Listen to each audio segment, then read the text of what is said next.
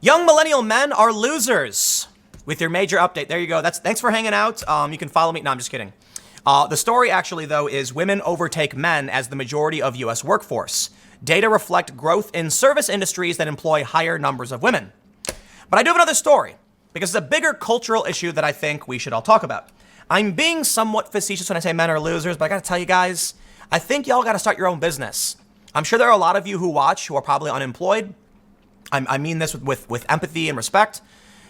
You can figure something out. You do something, figure it out. You know, I know I've been criticized because I told people to go whittle sticks into little statues and sell them on the street, but I really do mean it, man. Go pick up rocks, sell rocks to people. Do you ever hear the story about the guy who who traded a paperclip for a house? I'm not kidding. He went door to door. Maybe it's an urban legend. I don't know. The point is, he had a paperclip. He went to someone's door and said, "What will you give me for this paperclip?" He's doing an experiment. And eventually he ended up trading up to where he eventually got a house. All right. Here's the point. There is something you can do. You know, the journey of 1,000 miles begins with a single footstep. Now, here's the news we have. Women are overtaking men as the majority of the workforce. And I think the reason is men aren't working. We know it. You know, you get all the feminists saying patriarchy, patriarchy. Yeah, but come on, man. Young men aren't going to school. They're not getting jobs. And then we have this story. Unemployment is prompting men to consider traditionally female jobs. So this might be a victory for feminists, I guess, or you can argue that once again, the patriarchy is displacing women in the workforce because men are taking jobs like nursing now. Because I don't know what their argument is. Unemployment's really low, but it's partly due to the fact that women are now working more than ever, more than men, and men are taking jobs they traditionally wouldn't take. Technically, that's good for Donald Trump because before men wouldn't be willing to work some of these jobs, now that they are willing to work it, it's going to make Trump's numbers look better. So there's a victory for Trump thanks to feminists, I guess. Anyway, this is the story I really want to focus on. Men are no longer the majority of the U.S. workforce. And I think that's significant because, you know, it used to be that men were the overwhelming majority, basically the only ones who did work. And then you had feminism and women started working. And now you have more women than men working. So feminists, we're done, right? You won. Is it over? Can we? No, this is bad news for men. And I think it's important that, you know, a lot of these feminists don't recognize this. They should. Because feminism is supposed to be about equality in the genders, right?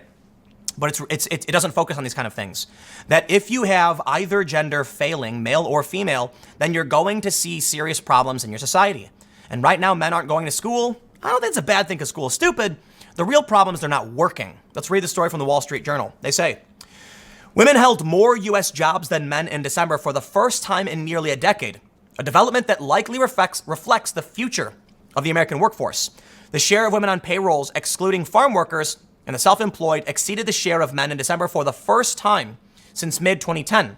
Labor Department data released Friday showed women held 50.04% of jobs last month, surpassing men on payrolls by 109,000. Quote, the report strongly suggests that the labor market dynamics are tilting in the direction of women. John Brusalis, chief economist at RSM US, said in a note to clients, we all often look for tangible evidence of change. It is now here in the data and can be used as a benchmark to measure equality and inequality in the labor force of the economy. Feminists, women, you're not doing enough to protect the marginalized community of young men who are not employed. Men are not in school, men are not working, therefore, they are the marginalized group. Not only that, women are what, 51% of the population? I think it's safe to say that men are now an oppressed group. I'm joking, calm down, I'm being facetious. All the feminists just started shrieking, a collective shriek. The gap between men and women on payrolls had been narrowing over recent years, reflecting growth in service industries that employ higher numbers of women, such as healthcare. The sectors that are growing, like education and healthcare, are predominantly women's employment, said Ariane Hegewich, a program director of employment and earnings at the Institute for Women's Policy Research. Looking at the 21st century, it is really amazing how profound some of the segregation in the labor market, it really is amazing how profound some of the segregation is in the labor market. Okay. In December, the education and health services sector added 36,000 jobs compared with the prior month. Both of those industries are predominantly female, but that's why I brought up the other story that men are taking those jobs. Meanwhile, the mining and manufacturing industries dominated by men lost a combined 21,000 jobs. The last time women outnumbered men on non-farm payrolls was during a stretch between 2009 and 2010. But different circumstances drove the trend at the time, because the construction and manufacturing sectors were disproportionately shedding jobs, according to Dean Baker, senior economist at the Center for Economic Research, Economic and Policy Research.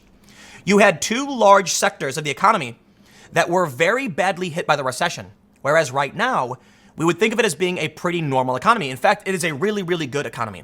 So this is really, really bad news for men. Sorry, men, it's bad news. If the economy is doing better than ever, and women are now outpacing men, we really need to make sure we maintain that parity. If we want true gender equality, men and women should be working in equal numbers. And we need to make sure, we need to track that. Admittedly, though, I don't really know what you do.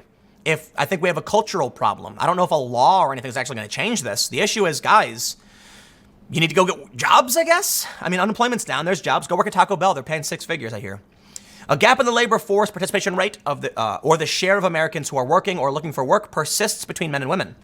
The labor force participation rate in December was 57.7 for women, age 16 and up, compared with 69.2 for men, age 16 and up. So, wow. Okay, so there's a lot of guys who, wait, hold on.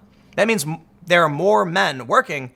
So how does this make sense? Is that the story? Okay, that's the story, I guess. I don't understand how that makes sense.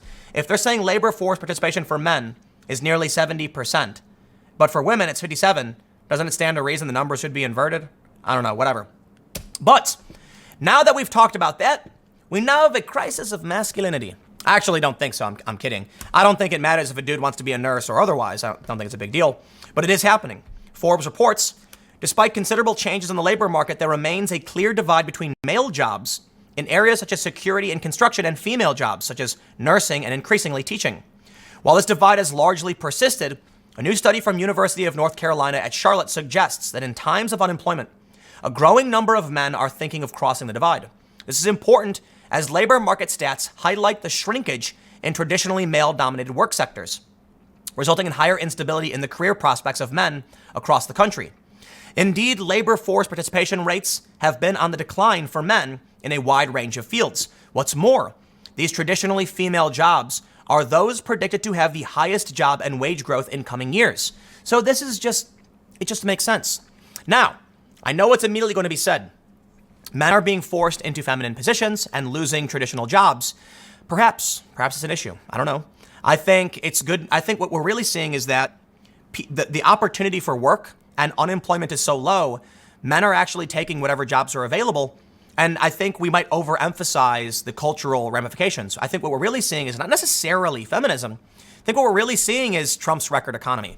And I mean it. I mean, people are competing for jobs to such a degree that we had that story the other day that Taco Bell is now offering managers six figures, that some shops are offering 4-day work weeks, that wages are generally going up.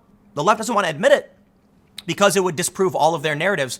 It would disprove not just economic factors, which they need to counter because they want to win the election, but it also proves we don't need this feminist stuff anymore, right? Listen, there's a lot of reasons why feminism, like legit feminism, makes sense right now. But I'll tell you this, if right now you have more men taking traditionally female jobs, unemployment is really low, wages are going up, this disproves or it discounts a lot of the activism towards the left.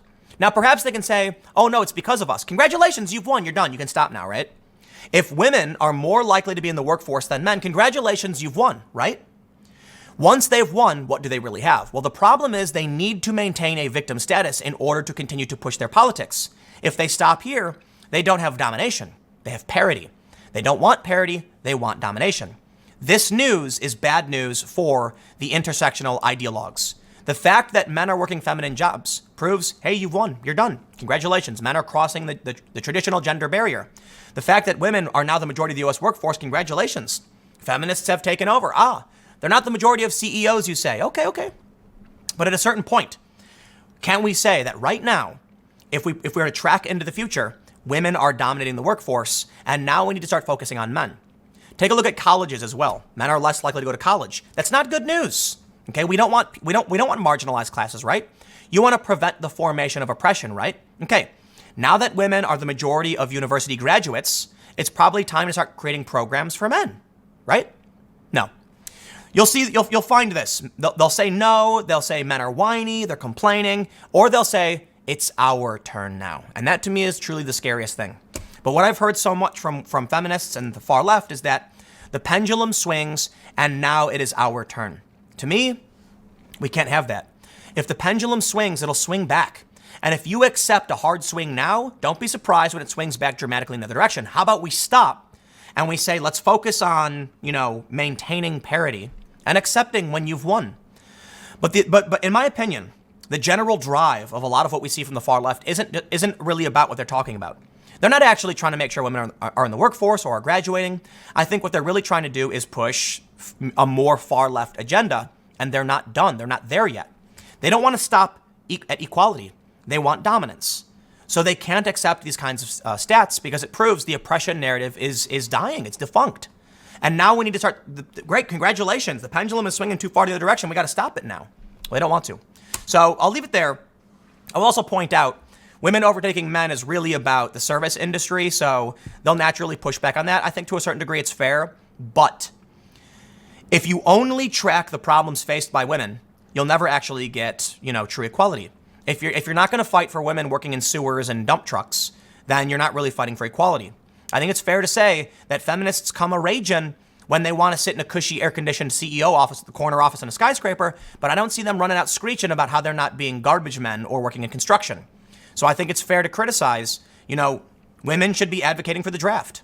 I'm dead serious, right? If men can be drafted, women should fight for that. It's equality. But you only see people fight for privilege. I'm not going to make this one too long. I'm going to wrap it up here. I got one more segment coming up in a few minutes. Stick around. I will see you all shortly.